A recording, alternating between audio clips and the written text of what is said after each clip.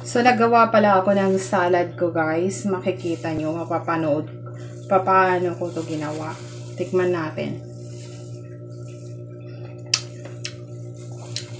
Very fresh na apple, carrots, cucumber, delicious, very healthy.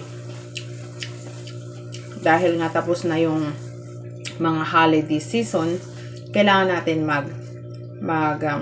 burn ng mga ating kinain.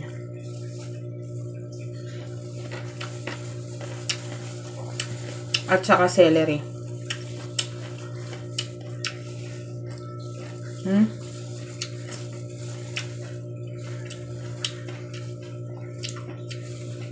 Delicious.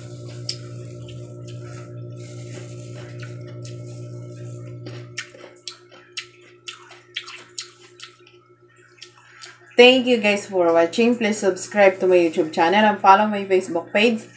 If you buy something, please click the yellow basket in my TikTok shop.